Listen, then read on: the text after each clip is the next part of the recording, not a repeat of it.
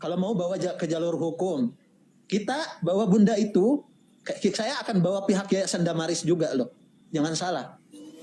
Karena kenapa? Karena saya ngerasa dijebak, jujur Kang Glenn ya, saya ngerasa dijebak sama Malina gitu loh.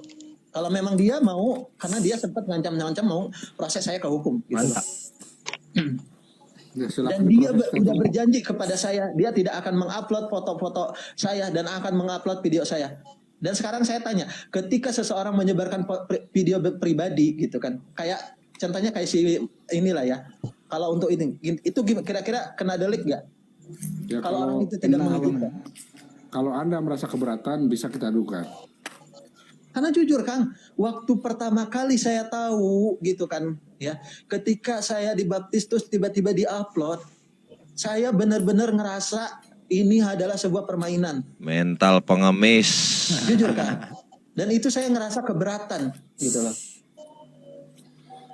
Saya nyuruh hapus, tapi dia bilang apa? Oh gak bisa gitu dong, kamu juga harus nyuruh yang lain hapus dong. Jawaban Malina kayak gitu. Saya hanya bisa apa gitu loh. Saya hanya bisa dibilang, wah kamu penipu. Saya memang dikasih kerjaan di hotel. Antum atau membayangkan lah ya, seorang yang mempunyai penyakit asam lambung yang akut, tiba-tiba harus kerja berat gitu kan di hotel atau laundry hotel yang bukan sembarangan, yang harus mengangkat ratusan handuk yang udah itu. Kira-kira gimana kondisi fisik antum? Antum kuat nggak gitu loh? Kuat. Lu aja pemalas. Pemalas jangan makan.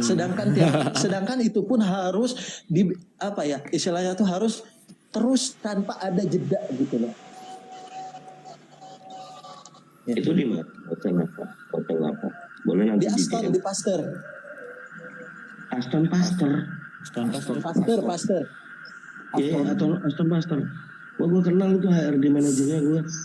Nanti saya hubungi PHRI, langsung PHRI saya hubungin. Saya juga pemilik hotel di Bandung. Saya kenal sama pemilik hotel di Bandung. Nah, jadi di situ gini ya. Saya juga yang lu punya. Waktu lagi kerja itu memang udah ngerasain rasanya sakit kan. Karena saya nggak bisa ngangkat berat. Karena saya habis operasi. Waktu bulan Maret pas lagi puasa itu. Dan waktu gini Kang, waktu saya pulang dari setelah waktu kemarin itu, setelah saya diantar sama Bang Budi dan kawan-kawan itu, tahu kan? Ketika kita lagi ramai, lagi kita berbeda, itu saya operasi Kang. Dan itu pun yang membantu siapa? Bu Ayu atau Inspirasi Negeriku, atau orang yang namanya Bu Ayu lah. Di situ. Dan itu pun orang tua saya dipaksa untuk menandatangani supaya saya bisa operasi gitu loh. Dan tahu saya di rumah sakit sendiri gitu loh. Karena kenapa? Karena keterbatasan gitu loh. Dan itu pun dari Teh Ayu itu dan teman-teman, Teh Nora dan lain sebagainya yang membantu juga gitu loh. Di situ saya kayak operasi udah gitu kan. Memang masih ada suratnya juga. Dan data-datanya juga dari pihak rumah sakit Garut gitu kan. Sampai pemulihan saya kerja lah di saya ngajar di Sumatera Barat atau di Solok ya. Di SDIT Alif Laming gitu. Nah, di situ pun kondisi saya belum stabil, belum pemulihannya baru beberapa hari. Akhirnya kumat-kumat gitu loh. Nah, akhirnya masuk rumah sakit juga, dirawat juga di rumah sakit terbesar di Solok itu gitu loh. Dan di situ saya masih nyimpen semua untuk data-data valid dari pihak rumah sakit dan sebagainya. Kalau memang saya sakit, buat apa saya bohong gitu loh. Kalau memang perlu cek ulang, ayo gitu loh.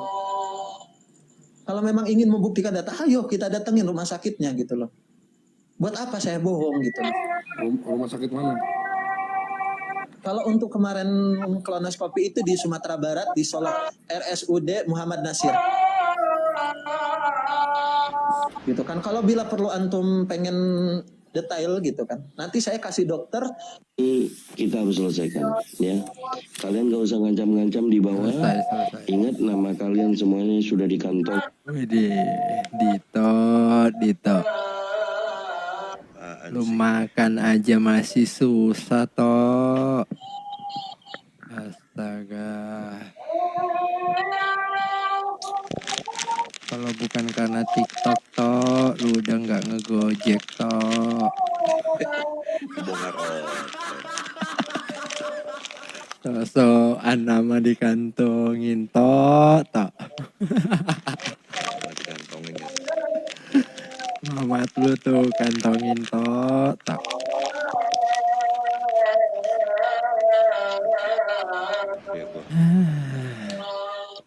Tapi memang apapun itu ya, sebenarnya kalau orang yang punya, ini suaraku kedengaran. Jauh. Sebenarnya kalau orang yang berpendidikan atau orang yang memiliki kasih atau orang yang tahu berterima kasih atau orang yang beradab, apapun kesalahannya mungkin ya udahlah. Iya. Ya kan? Karena dia sudah dibantu, sudah diberikan kemudahan, dan untungnya teman-teman Kristen ini, puji Tuhan, adalah orang-orang yang mampu, orang-orang kaya. Oh, bener itu. Jadi nggak bisa namanya ketika ada orang yang kesusahan nggak akan mungkin nggak dibantu. Apalagi orang yang berkebutuhan khusus gitu kan. Mohon maaf. Pasti akan selalu memberikan kasih kepada orang yang membutuhkan atau orang yang berkebutuhan khusus. Orang Kristen nggak bisa ditantang. Dalam arti apa? Ketika dalam membantu, terutama masalah keuangan, sorry to say, orang Kristen akan memberikan sepenuhnya kasihnya dalam hal apa? Bantuan. Benar. Jadi nggak akan bisa dibilang atau ditantang, oh, orang Kristen nggak bisa gini. Oh, rumah sakit terbesar itu tuh, ya, itu semua orang-orang Kristen semua. Orang-orang yang punya duit, gitu. Pasti seenggaknya gini, sesalah apapun, ketika dia sudah dibantu, sudah diberikan kasih, ya udah, nggak usah seperti ini, ya kan? Nggak usah, oh si ini kayak gini, gue diginiin, gue gini, bla bla bla. Terlalu cengeng, gitu. Karena gini juga, orang Kristen kita ini kan diajar itu mengasihi itu atau memberi ya. Bukan untuk menerima atau berharap menerima lagi. Kita memberi itu karena kita sudah menerima. Itu makanya kita memberi. Kita sudah menerima sebelumnya. Baik itu berkat, baik itu keselamatan. Kita berbuat baik karena kita sudah diselamatkan, bukan agar kita selamat. Kan enggak. Beda mindset emang dengan mereka kan.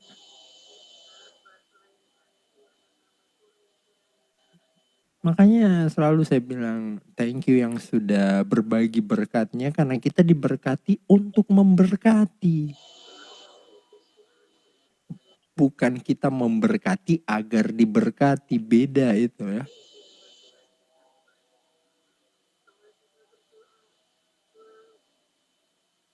Iya, jadi memang kekristenan itu keren sih.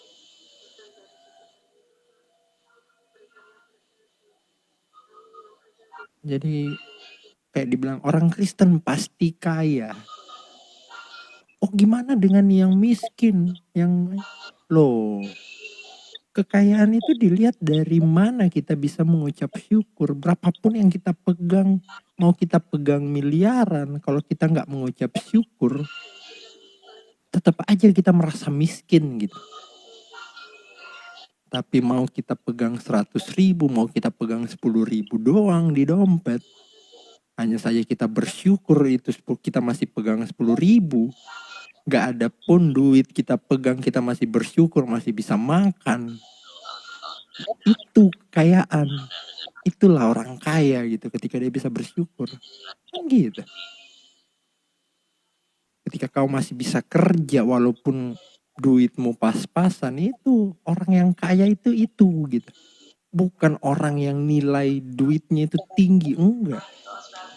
Mau nilai ATM-nya, saldo ATM-nya tinggi tapi dia masih merasa kurang. Itu orang miskin itu.